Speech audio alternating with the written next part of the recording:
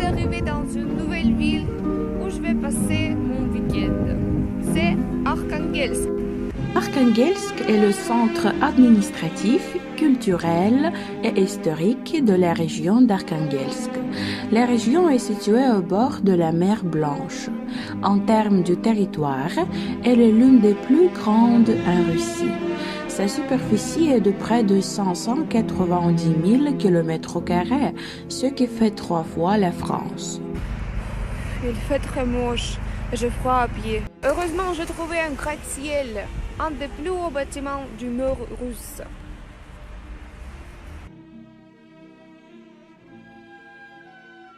La ville d'Arkhangelsk se trouve au bord de la Dvina du Nord. Severna Dvina, le fleuve nourricier a toujours donné le rythme de vie. La Dvina débâcle dans la deuxième quinzaine d'avril ou bien au début du mois de mai. Ainsi commence le printemps. Le fleuve gèle dans la première quinzaine d'octobre. Ainsi vient l'hiver. Le climat est rigoureux. L'hiver est long, l'été est court. En hiver, les températures descendent parfois jusqu'aux 40 degrés au-dessus de zéro. Mais grâce au froid sec, on le supporte bien. L'été commence au mois de juin et dure jusqu'au mois d'août. Il ne fait pas très chaud. On constate de brusques changements de température. Et pourtant, c'est la meilleure saison de l'année. Les jours sont longs, les nuits sont très courtes et claires. Nous les appelons les nuits blanches. Au Xe et XIe siècle, des Slaves viennent s'installer dans l'embouchure de la Dvina septentrionale et sur le littoral de la mer Blanche.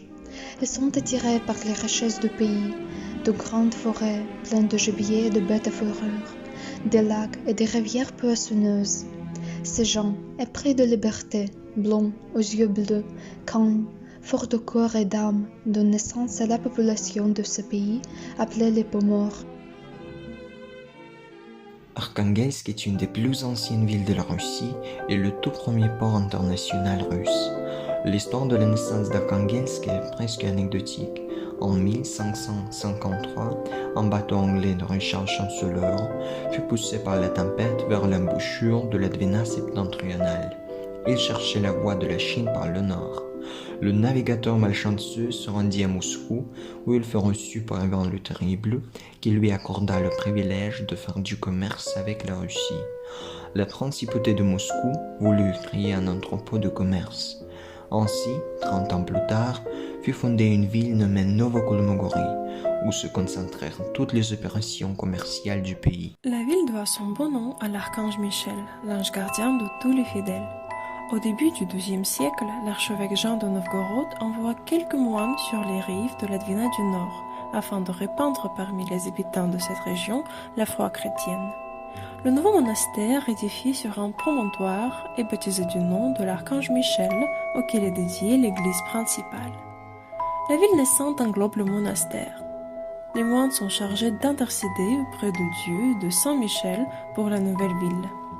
Ce n'est qu'en 1613 que la ville devient Arkhangelsk, se plaçant ainsi explicitement sous la protection de l'archange. Je l'ai déjà vu, mais où? C'est Pierre le Grand. On peut le voir sur le billet de 500 roubles. Le monument à Pierre Ier nous rappelle les 3 visites du tsar russe à Arkhangelsk et son rôle dans le développement de la ville. À l'époque de Pierre le Grand, Arkhangelsk devient le premier chantier naval de l'État russe. Lors de sa première visite au port d'Arkhangelsk en 1693, l'empereur crée sur une des îles Solombalski un chantier de construction de navires. Sous Pierre le Grand, le commerce de la mer Blanche prend un grand essor. Les principaux objets d'exportation étaient les fourrures, le miel et la cire, le suif, les cuirs, le poisson et le caviar, l'huile et les grains de lin, le bois et les filasses.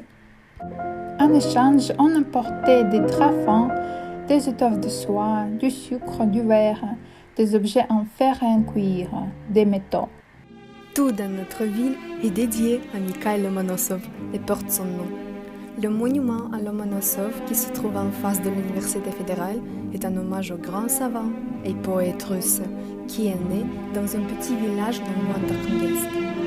L'histoire du monument remonte à 1825. lorsque les habitants de la ville ont exprimé leur souhait d'ériger un monument en l'honneur de leur grand compatriote. Lomonosov est représenté comme un poète qui admire les aurores boréales sur l'hémisphère nord. L'ange de la sagesse est agenouillé à ses pieds en lui donnant la lyre avec les initiales de l'impératrice Élisabeth de Russie. Beaucoup de mes abonnés disent qu'ils font leurs études à l'université locale. Ça faux. Alors, j'ai eu l'idée de leur fixer près du monument dédié à Lomonosov. Je t'aime. Alors, maintenant, pouvez-vous me dire quelque chose d'intéressant sur Arkhangelsk? Oui, bien sûr. La cour marchande, Gostinny Dvor, est le plus vieux bâtiment à Arkhangelsk. Durant tout le XVIIe siècle, la ville d'Arkhangelsk fut l'unique port maritime de l'État russe. Les navires russes et étrangers remplis de produits affluaient en caravane vers l'embouchure de la Dvina du Nord. Le commerce battait son plein. En 1664, les 2/3 du budget de l'État russe provenaient du commerce maritime de la seule ville. À cette époque, le tsar Alexei Mikhailovitch, père de Pierre le Grand, décide d'élever à Arkhangelsk un édifice prestigieux qui devait prouver aux marchands étrangers la puissance de la Russie. C'est ainsi que fut né le Tuileries. Le kilomètre zéro. C'est à partir de cet endroit que sont calculées les distances jusqu'aux principales villes de la région, de la Russie et jusqu'aux villes jumelles étrangères. Malheureusement, je dois rentrer. Mais j'ai beaucoup aimé cette ville et je recommande vivement de la visiter.